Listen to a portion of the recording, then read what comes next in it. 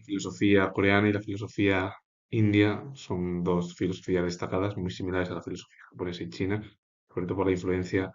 más de la filosofía china que entremezcla las cuatro de esa unión entre la razón y lo religioso.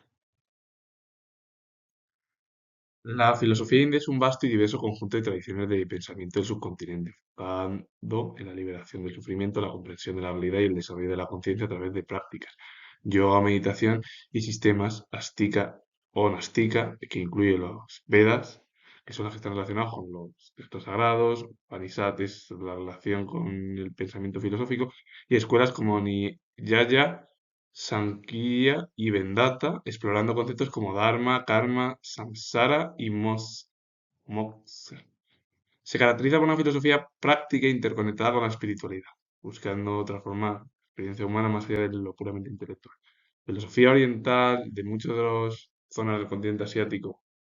Japón, China, India, Corea, que son las más destacadas, y sobre todo la filosofía china,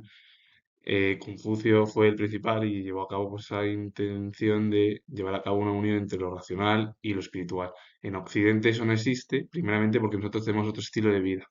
Es muy diferente. Más, por ejemplo, todo lo que es la cultura occidental, la filosofía occidental, americana, todo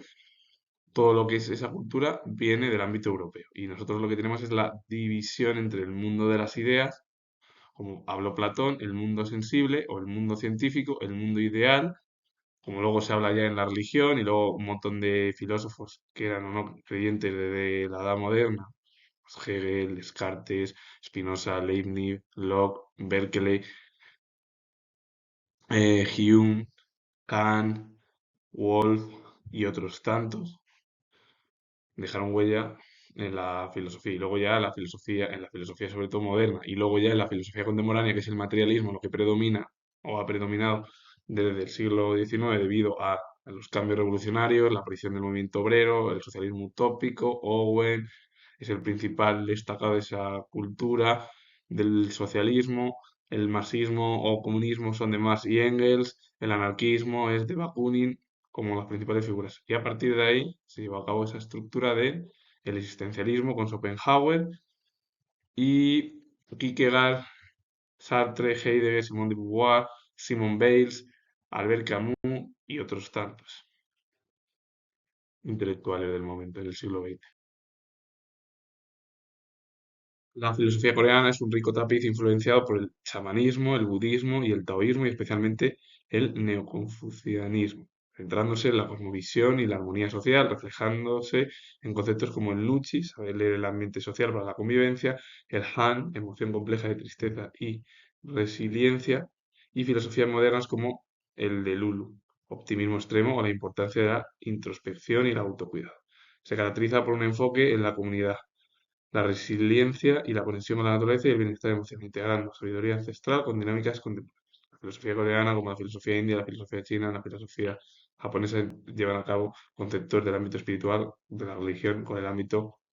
em, lógico, racional, filosófico del pensamiento. Así que con ello finalizo, comento que soy historiador y me ha gustado este vídeo relacionado con dos conceptos en la filosofía en Corea, coreana y la filosofía india, darle a like, suscribiros, poner comentarios. Repito de nuevo que soy historiador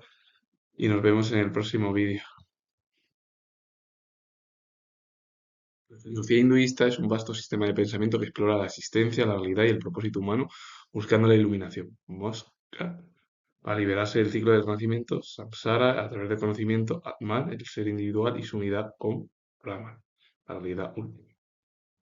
Conceptos centrales en textos como las Upanishads y las Bhagavad Gita y se manifiesta en escuelas como el Vedanta, Advaita, Dvaita,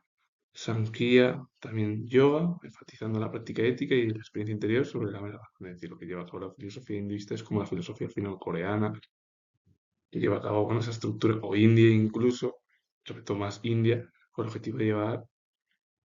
a cabo siempre los conceptos religiosos espirituales del término eh, espiritual, religioso, con respecto al ámbito de la lógica o la razón. La filosofía hermenéutica es el estudio de la interpretación y la comprensión. enfocándose en el significado profundo de textos, símbolos y la experiencia humana, trascendiendo lo literal para explorar el contexto, la intención y la función entre el intérprete y el objeto, con pensadores destacados, entre ellos Gadamer,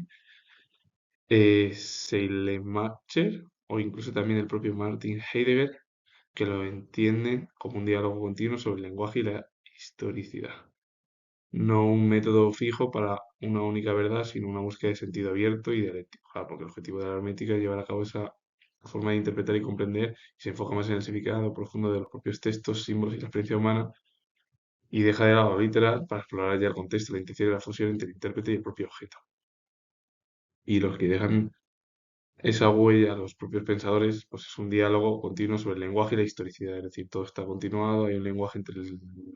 el intérprete, el objeto, cómo se puede ver el mundo, cómo se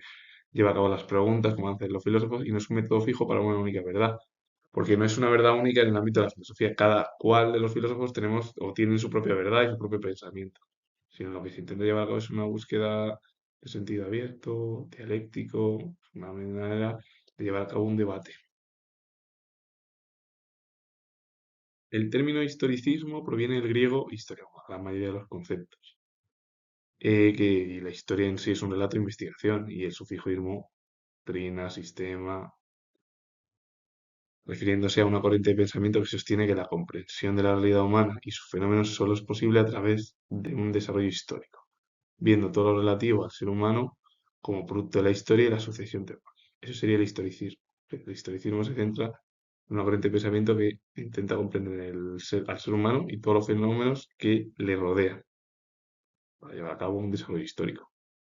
Entonces, sería el producto es el ser humano y todo lo demás es la historia y todas las sucesiones temporales históricas y periodos es lo que influye a cada persona. Con ello finalizo, comentar si historiadores os gusta este vídeo relacionado con bueno, estos conceptos de filosofía y también dentro de la etimología, darle a like, suscribiros, comentar y vuelvo a repetir que es historiador y nos vemos en el próximo vídeo.